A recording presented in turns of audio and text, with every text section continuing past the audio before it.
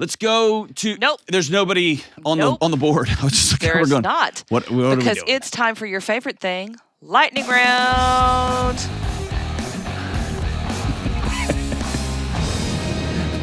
For those that don't know. Hold on. That's such like leather pants, like foot up on the monitor, just like thrusting rock jams. Yes. Gosh.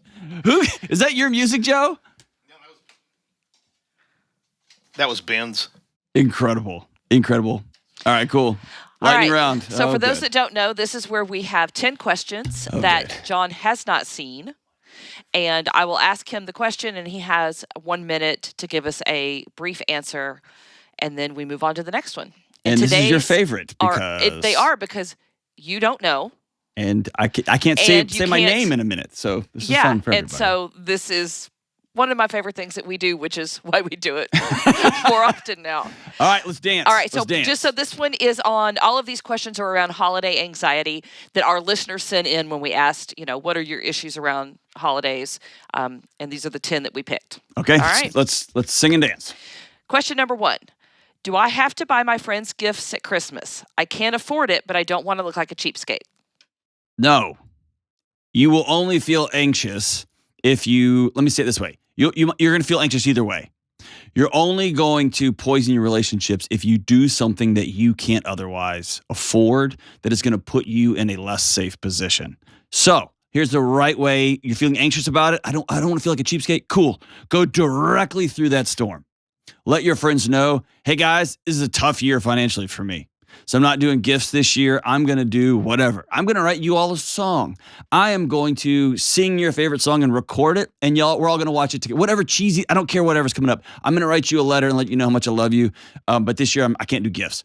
And let it be. Choose guilt over resentment. Choose the guilt of not having a gift over the resentment of buying stuff, putting on a credit card that you can't afford. And it's going to cost you hell to pay weeks and months down the road. Look at that, slid in there. Awesome. All right. How do you do holidays with your family and in-laws when everyone lives in the same city? How do I live without you? Nope. Time started already? Here's what you do. Direct, clear, wonderful boundaries. Very strict. Hey, on Christmas morning, we're going to do until 2 o'clock just our family.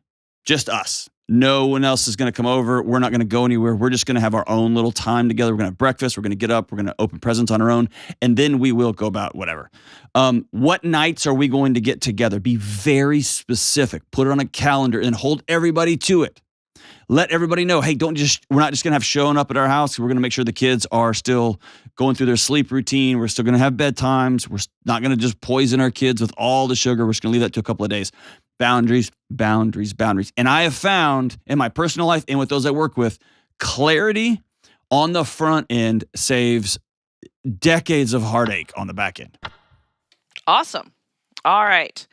How do I have conversations with my family at the holidays when we are politically divided? Don't say this magic phrase.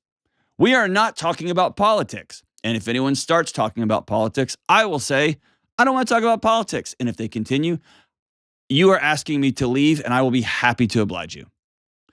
End of statement. In my house, we all have different political beliefs, some radically different than others, and it makes for fun sport, and it makes for awful holiday time. So every year we send out a note, email, just a reminder, no politics. And so we can all point back to the email when somebody's like, well, you know what's happening in, we're not doing that. We already set the boundaries, no politics. All right. And hey, somebody turn the news on? No news. Why would you do that? Why would you choose to be like, you know what? I'm just going to take a crap in the middle of the living room. Don't do that. No news. No news. All right. We are just flying through these. Look at you. When I see my family at the holidays, how do I field the intrusive questions like, when are you going to find a husband? Oh, boy. Directly. Right on the nose. If somebody has the nerve to walk up to you and be like, so, when are you going to find a husband? I would just say, when a husband finds me. Or when one shows up. Or, I don't know, how's your marriage going? It doesn't look too great.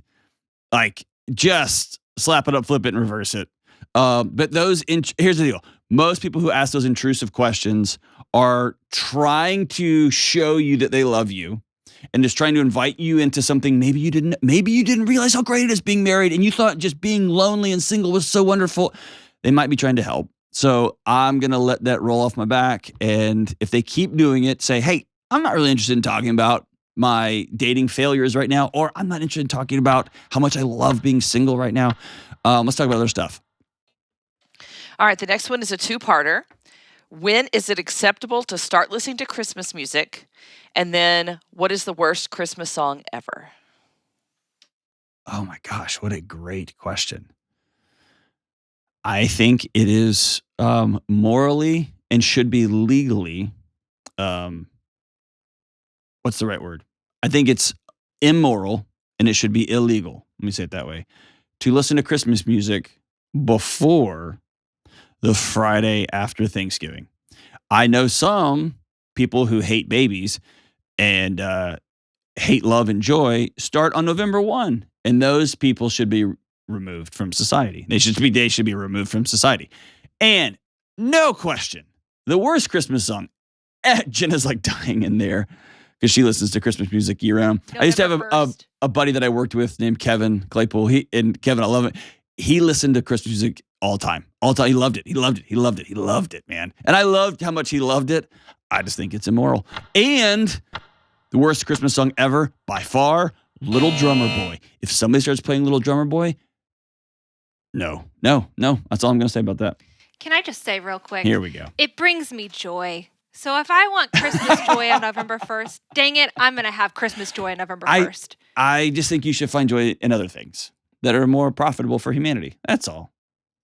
What about you? When do you start listening to it? Not until after Thanksgiving. Yeah, because you're a human. Yeah. And you care about America. Joe, when do you start? Well, I guess around Thanksgiving. I'm old school. I appreciate that. Yeah. And you're wearing an Alabama hat. And I usually wouldn't take your opinion seriously, but I do now because our opinions align. Because I'm humble. All right, on to the next. How do we do Santa with our kids while still teaching them that Jesus' birth is the priority? I think that's just a false dichotomy. It's not an either or. Santa is a fun, and I get this a lot. Like, you tell us, say, don't lie to your kids, but is telling them about Santa a lie? No, it's participating in fun. Like that. That's like jumping out and wearing a costume and scary, like having fun, like, boo, gotcha. It's part of a cultural story. It's part of a cultural myth that we're all a part of. And some people consider the Jesus story that too, right? If you fully believe in the Jesus story, that has a sense of reverence, a sense of worship, a sense of awe and wonder. The Santa, that's just fun. It's just having fun. And people are like, when my kid finds out, they're going to think I'm a liar. No, they're not. They're going to know that you participated in a fun, like, man, we were enjoying your childhood as much as possible. So I would they're not an either or proposition. Like the birth of Jesus in your home, if that means the world to you, it's important in my house. If it means the world to you, great. Have some reverence around it. And dude, do Christmas, talk about Santa Claus, do the whole 9 yards. Have fun with it. Awesome. What is the best way to approach the first holiday season after a loved one has passed away? Ooh, that's good. I really believe in getting upstream as much as possible with that one. Ask your family members, how do we want to best honor so-and-so during the holidays? Usually people don't have that conversation, and so there's a big gap. And everybody feels that gap. This elephant just walks in the living room and parks right in the middle of the living room, and it just adds, it's like a tractor beam for all the joy in the room. It just sucks it out of the room. So send an email around to everybody. Hey, grandma died. Hey, dad passed away. This is our first Christmas without dad. I would like all of us to write down on a piece of paper our favorite memory of dad and Christmas, and we're all going to go around the room and read it. And we might all weep. We might all bust a gut laughing. We might get really silent. But you're not going to avoid that weight, that grief, that missing him by ignoring it, by pretending she didn't exist. So get upstream, ask everybody how we want to honor this person, what we're going to do, and then everybody participate in it. And my promise to you is you'll feel it, but it will also add a sense of connectivity to the entire gathering. Awesome. All right. I don't want to spend the holidays with my family. How do I tell them without feeling guilty? And then how do I tell my kids? You probably can't your first time around do it without feeling guilty. Maybe your second and third or fourth time. And Dave Ramsey, my buddy, likes to say parents are often travel agents for guilt trips, right? So you might say it and they're like, oh, I'm going to make you feel guilty. I'm just going to beat you. That's just part of putting up boundaries is often is feeling guilty. So get over that part. And what was the second part of that? So how do you tell your family, and then how do you tell your kids that we're not going to be seeing, grandma, grandpa? What we told our family this year was, I'm coming off a wild travel season. We are still adjusting to having a middle schooler and now a first grader. And the new year, like heading into the new year, is going to be wild. And I've got a book deadline, which makes me wholly unfun to be around. And so this particular Christmas, we're not going to be traveling. We're going to stay at home, and we're not going to have people staying at our house this year. And so I was just pretty direct. But really, the issues, if you will, they were all me centric. I'm not going to be a good host this year because I've got so much going on, and I want to be a good steward of my time and my family and my rest. And that means that the best way I can love you is by telling you this isn't a great year. And by the way, all my family went, oh, thank God, that'd be so great to have a year off. And so everybody was glad that I put the boundary out there. Why are family and holiday traditions important for kids? Oh, that's such a great question. We live in a culture that has pulled the string on every tradition. We have this idea that if it's not innovative and new, it's somehow a relic and it's trash. And we are paying the price culturally for unwinding all of our cultural narratives that bind us together. There's some that need to go, some filled with hate and evil. Those got to go. But throwing everything out is no bueno because it leaves you anchorless with your family, with your community, with your traditions. And so giving kids anchor points, giving them memory points, if you will, core memories, right, from the movie Inside Out, giving them those moments.